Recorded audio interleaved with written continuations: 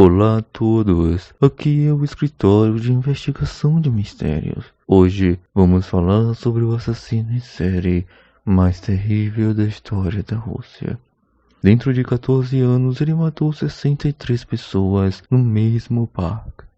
Cada vez que ele matava uma pessoa, colocava uma moeda sobre um tabuleiro de xadrez. O Bitsa Park, no sul de Moscou, possui uma vasta floresta de 22 km², um ótimo lugar para relaxar. Mas, por muitos anos, um terrível segredo foi escondido ali. 15 de outubro de 2005, um sábado ensolarado, os moradores da vizinhança foram ao parque para uma caminhada, como de costume, mas encontraram um cadáver do sexo masculino em um arbusto. O cadáver havia sofrido múltiplas lesões cerebrais. Uma garrafa de vinho tinha sido usada como arma e o cérebro estava derramado no chão. A polícia achou que o falecido deveria ter cerca de 31 anos. Logo após um mês, um novo corpo apareceu no parque. A vítima era um homem de 63 anos. Uma semana depois, havia um novo corpo no parque. Mais uma semana depois, um novo corpo fora encontrado. Os mortos apareciam um após o outro no Bitsa Park.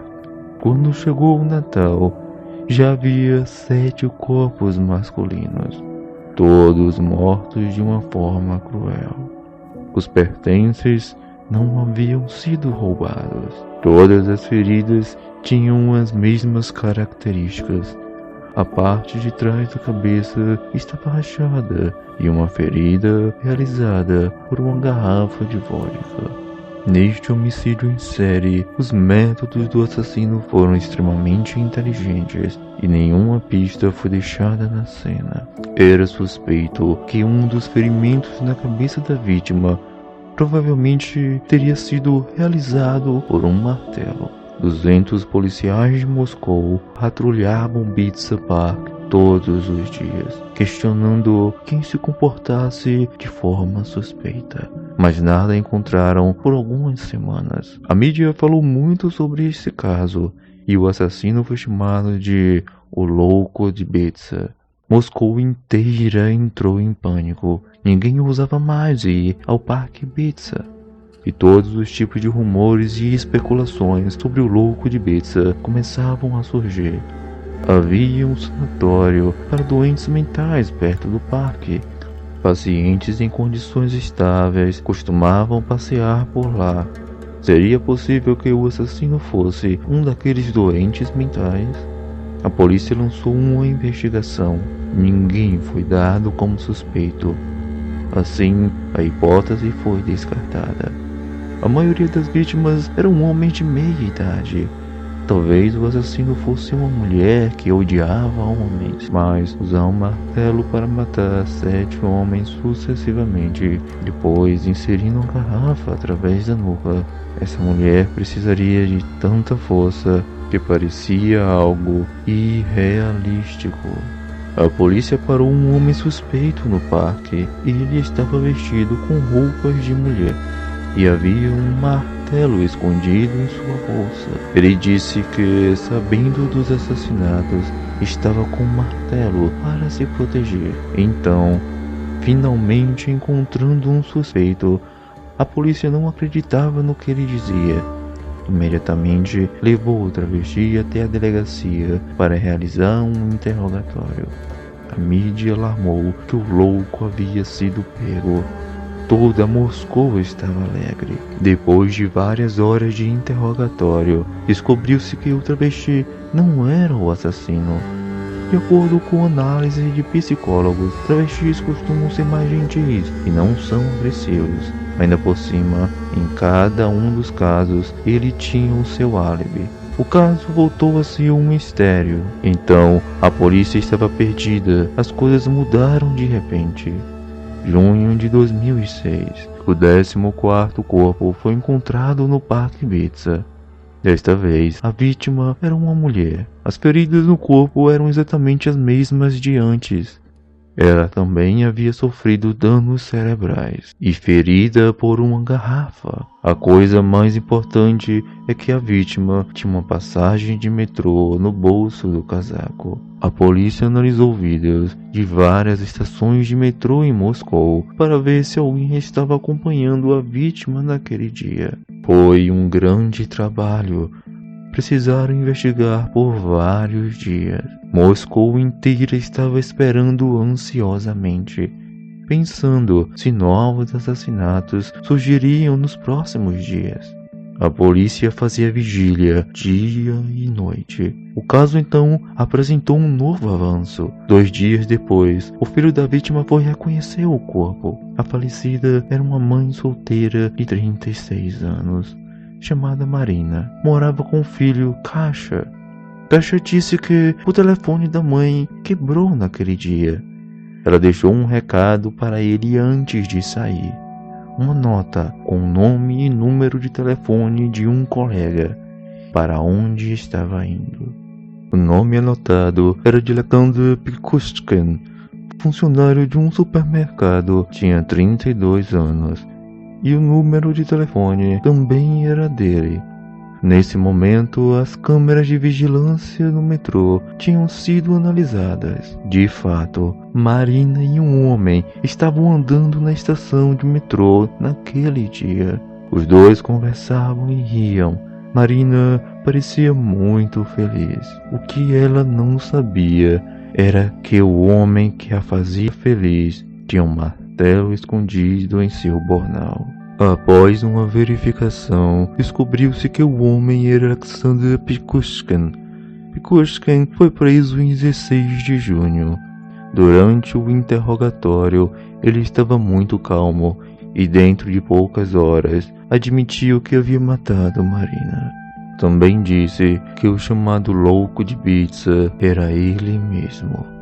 Os policiais ficaram sem reação ouvindo aquilo. Estavam chocados com o que Pikushkin disse em seguida. Não, eu não matei apenas 14 pessoas, matei 63 pessoas no total. Eu sou um Deus, dei uma nova vida para essas pessoas.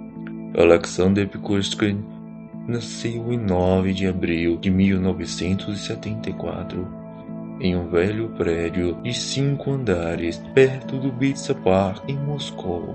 O pai abandonou a mãe antes que ele nascesse. Ela não conseguiu criar Pikushkin sozinha, por isso o enviou para um orfanato. Depois decidiu pegar ele de volta para morar com o avô. Quando tinha 4 anos, Pikushkin acidentalmente bateu em um balanço quando brincava.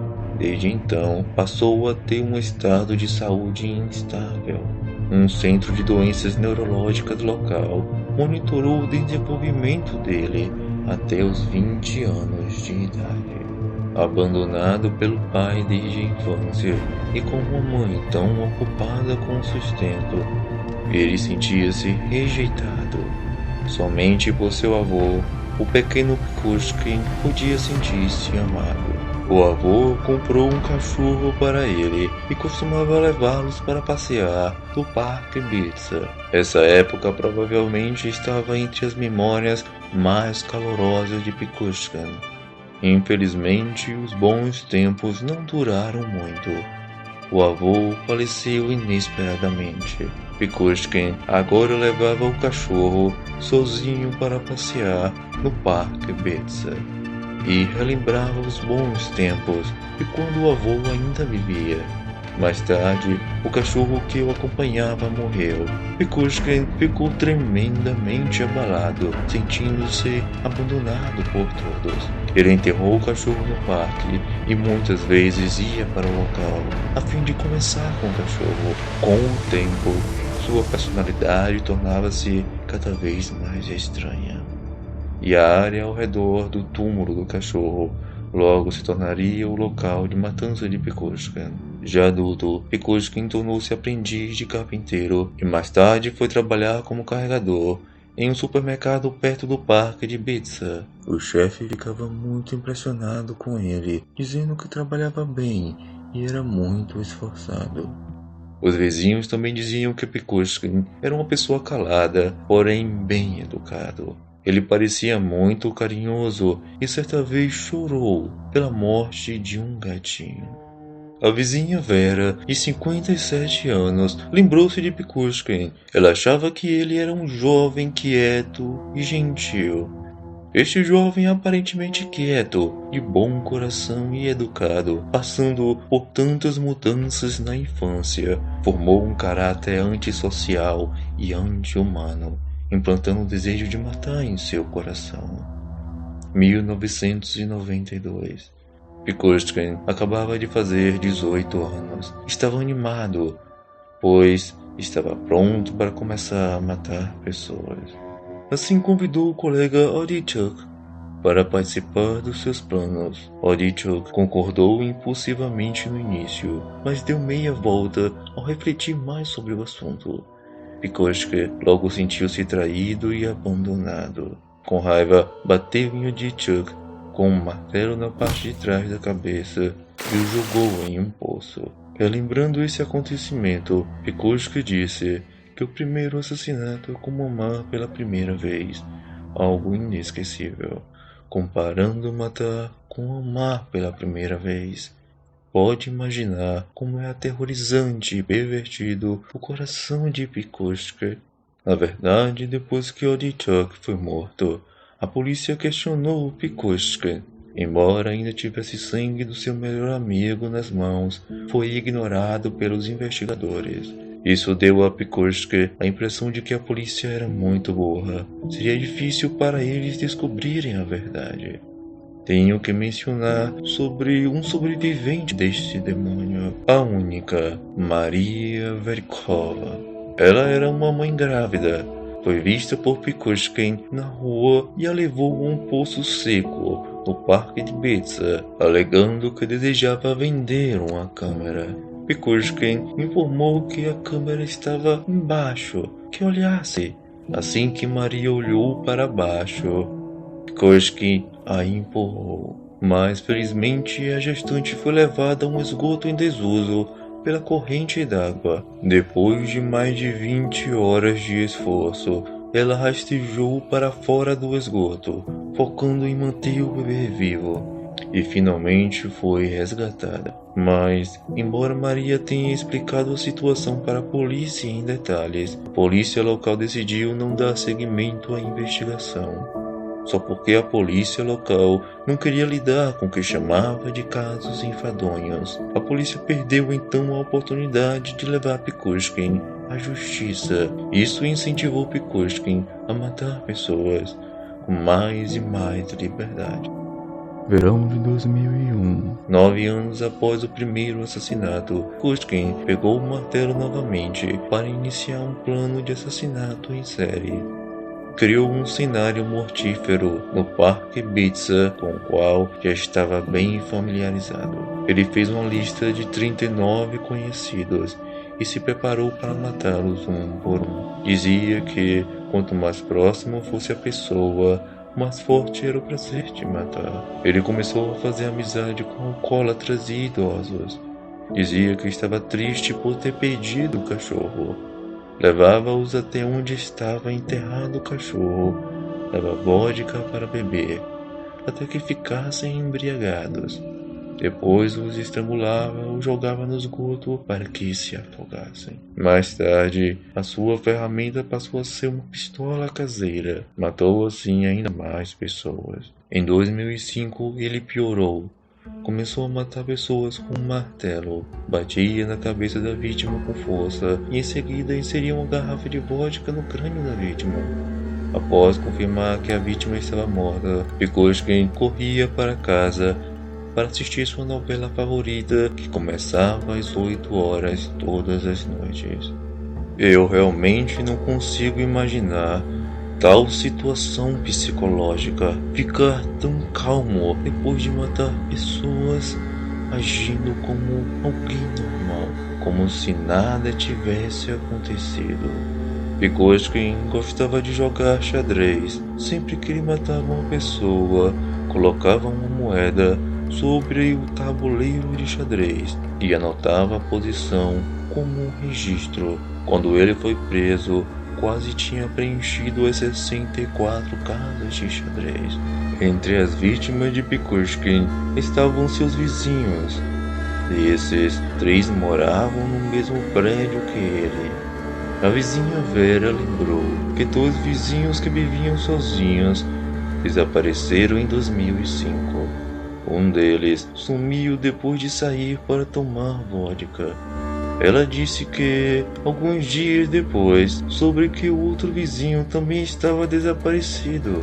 Agora, pensando nisso, conseguia perceber que durante aquele período, Pikushkin estava matando pessoas quase todos os dias, como se fosse o seu trabalho. Pikushkin foi preso em 16 de junho de 2006. O julgamento começou em 13 de agosto de 2007. No tribunal, aparentava muita calma e admitiu todos os crimes, até mesmo relatou detalhes de cada assassinato com muita clareza. Transmitido ao vivo pela mídia, toda a Rússia assistia ao julgamento. Foi a primeira vez que Pikushkin recebeu tanta atenção. Ele demonstrava uma excitação incomum. O discurso dele era ainda mais assustador. Matar pessoas é uma necessidade. Não posso viver sem matar. Eu sou o Deus deles. Eu abri a porta de outro mundo para eles. Dei a eles uma nova vida. 29 de outubro. Ele foi condenado à prisão perpétua. Receberia então um tratamento para doença mental em confinamento solitário durante os primeiros 15 anos. A pena de morte foi abolida na Rússia em 1996. Pikushkin ficaria a vida toda na prisão. Chegamos ao fim deste caso. Agora, analisemos as razões para a formação da psicologia antissocial e anti-humana de Pikushkin. De acordo com a análise de psiquiatras forenses russos, a formação psicológica de Pikushkin é ligada à sua experiência na infância de ser abandonado pelo pai. A morte de seu avô o estimulou a se tornar um assassino em série. A morte repentina do avô o convenceu de que estava abandonado e desencadeou sua personalidade antissocial. Mais tarde, como que para vingar o avô, ele assassinou um grande número de idosos.